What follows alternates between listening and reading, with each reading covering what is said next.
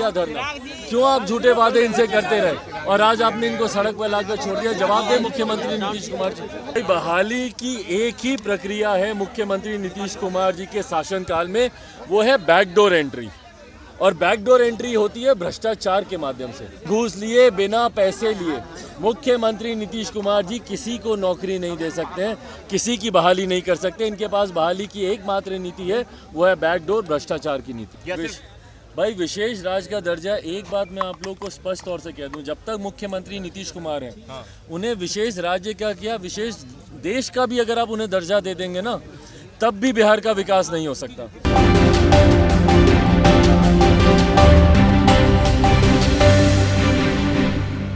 नमस्कार, मैं पीयूष राजपूत और आप देख रहे हैं रबजी लाइव। आज चिराग पासवान, जो कि राष्ट्रीय लोक जनशक्ति पार्टी रामविलास के राष्ट्रीय अध्यक्ष हैं, वो पटना पहुंचे।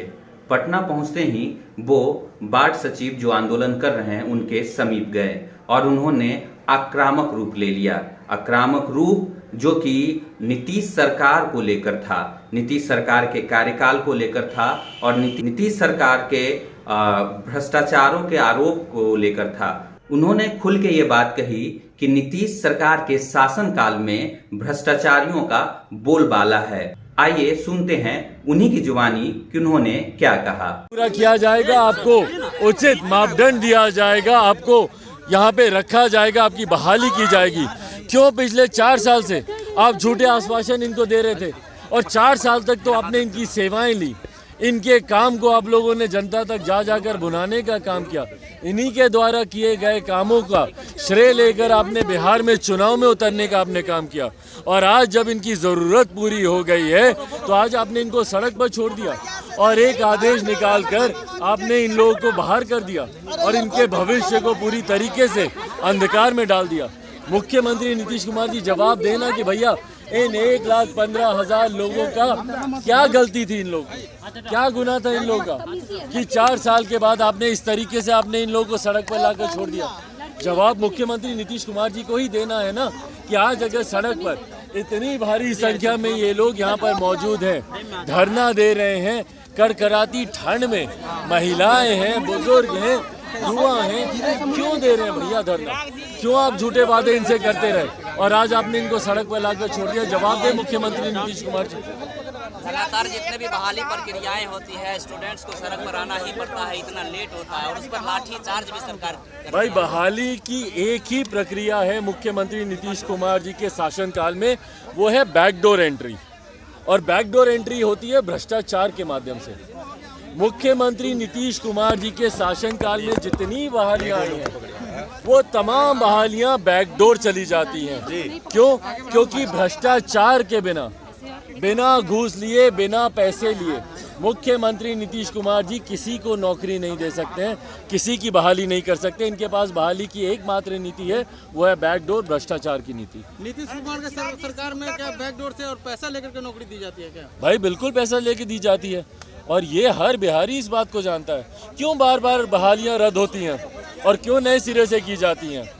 सारी चीज़ें होने के बाद, जितनी बहाली की प्रक्रिया है पूरी होने के बाद आप बहाली विभिन्न विभागों की आप रद्द कर देते हैं। क्यों कर देते हैं भैया? इसीलिए कर देते हैं ना कि बाद में आपको बैकडोर एंट्री भ्रष्टाचार के माध्यम से आपको एंट्री करवानी है। किया था, इधर उधर की बात न कर, तू ये बता काफिला क्यों लूटा? संसद भवन में आपने बात उठाई कि जब महिलाओं के रूम में पुलिस घुस जाती है, क्या ये बात, क्योंकि सब लोग पूछ रहे थे, चिराग एक सांसद हैं, जाकर संसद भवन में ट्वीट करके ये सर उठाएंगे, लेटर लिखेंगे नीतीश कुमार को, मुख्यमंत्री को, या सिर्फ भाई विशेष राज्य का दर्जा, एक बात मैं आप लोग को स्पष्ट तौर से कह दूं, जब तक मुख्यमंत्री नीतीश कुमार हैं उन्हें विशेष राज्य का क्या विशेष देश का भी अगर आप उन्हें दर्जा दे देंगे ना, तब भी बिहार का विकास नहीं हो सकता। क्योंकि इनको सिर्फ पैसा चाहिए अपनी जेब भरने के लिए, अपनी पार्टी का कोष भरने के लिए। इनको बिहार के लिए इनको पैसा नहीं चाहिए। भाई आप बताइए ना कि अभी तक इन्हीं की उप मुख्यमंत्री साहिबा ने कहा है ना कि भैया जो विशेष राज्य के दर्जे में जितनी राशि मिलेगी उससे बहुत ज़्यादा राशि तो केंद्र सरकार वैसे ही इन्हें उपलब्ध करा देती है। और हकीकत है कि भैया केंद्र सरकार की जितनी योजनाएं उनकी जो राशि आती है आप निकलवा कर देखिए कि कितनी राशि का उपयोग किया जाता है, कितनी राशि है जो बर्बाद हो जाती है, कितनी राशि है जो इनके विधायक, इनके मंत्री, इनके नेताओं की जेब में चली जाती है, इनके अधिकारियों की जेब में चली जाती है। तो भैया विशेष राज्य का दर्जा अगर मिल भी गया तो क्या कर लेंगे मुख्यमंत्री नीतीश कुमार जी? जो व्यक्ति 16 साल में बिहार का विकास नहीं कर पाया, आज वो व्यक्ति बहाने ढूंढ रहे हैं, बहाना बना रहे हैं। भैया डबल इंजन की सरकार है, क्यों नहीं आपने ले लिया इतने समय से विशेष राज्य का दर्जा? आज आप बहाना बना रहे हैं कि विशेष राज्य का दर्जा नहीं मिला इसलिए हम बिहार का विकास नहीं कर पाए। आपके पास नीयत नहीं है। इन्हीं के सांसदों ने, भाजपा के ही सांसदों ने इस सवाल को भारत की संसद में उठाया था ना कि इनके पास कोई नीति नहीं है उद्योगों को लेकर, बिहार के विकास को लेकर। और हकीकत है, बताएं ना क्या नीति है इनके पास। एक तरफ बोलते हैं कि हमने इतना विकास किया कि कुछ लोगों को विकास नहीं दिखता, फिर ये बोलते हैं कि बिहार में विकास इसलिए नहीं हुआ क्योंकि विशेष राज्य का दर्जा नहीं मिला। मुख्यमंत्री जी आप कहना क्या चाहते हैं, पहले अपनी सोच को तो स्पष्ट कीजिए कि विकास हुआ कि नहीं हुआ है। चिराग जी एक अहम सवाल है, चिराग जी एक अहम सवाल है, जितना भी वैकेंसी आता है चाहे वो 1 साल में निरस्त हो जाए, चाहे 6 महीना में निरस्त हो जाए, मगर धरना का जो प्रकरण है वो हर एक विभाग की बहाली के साथ चलता है। ऐसा क्यों हो रहा है? क्योंकि आप भी नेता हैं। भाई मुख्यमंत्री नीतीश कुमार जी जब तक रहेंगे ये रहेगा ही रहेगा। मैंने कहा इनके पास बहाली की सिर्फ एक ही प्रक्रिया है, वो है बैकडोर एंट्री। बैकडोर से ही ये बहाली कर सकते हो। बैकडोर का मतलब होता है भ्रष्टाचार के माध्यम से। हर बहाली के लिए हमारे बिहारियों को सड़क पर आना पड़ता है। ये मुख्यमंत्री नीतीश कुमार जी की नीतियों की असफलता है। नीतीश कुमार को लेटर लिखेंगे इनके मामले में? बिल्कुल लिखेंगे भाई, पर दिक्कत ये कि कितने कोई पत्र लिखेगा? जिनको पढ़ना आता है क्या किसी पत्र का जवाब देते हैं?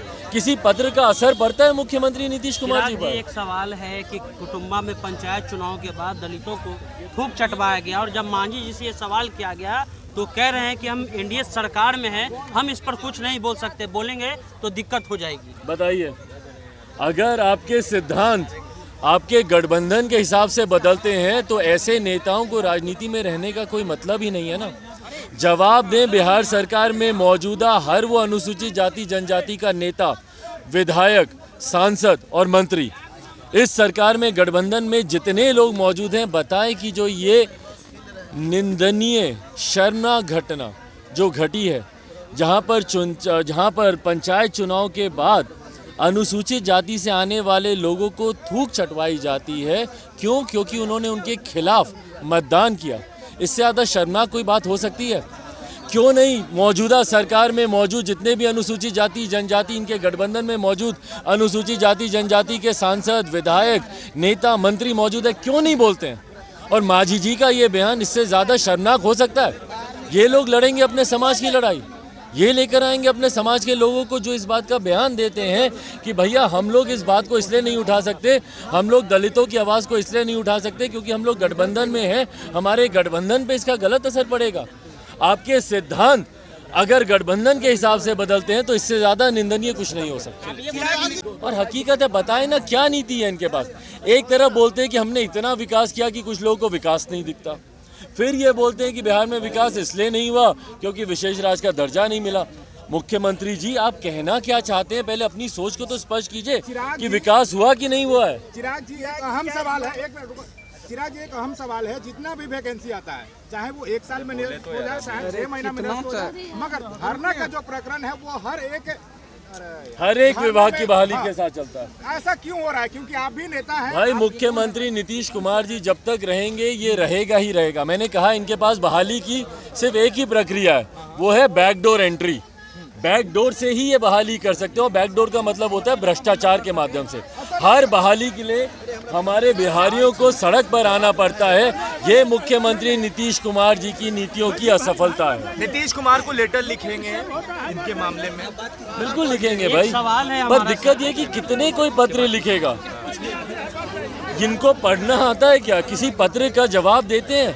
किसी पत्र का असर पड़ता है मुख्यमंत्री नीतीश कुमार जी पर? एक सवाल है कि कुटुंबा में पंचायत चुनाव के बाद दलितों को खूब चटवाया गया और जब मांझी जी से ये सवाल किया गया तो कह रहे हैं कि हम एनडीए सरकार में हैं, हम इस पर कुछ नहीं बोल सकते, बोलेंगे तो दिक्कत हो जाएगी। बताइए, अगर आपके सिद्धांत आपके गठबंधन के हिसाब से बदलते हैं तो ऐसे नेताओं को राजनीति में रहने का कोई मतलब ही नहीं है ना।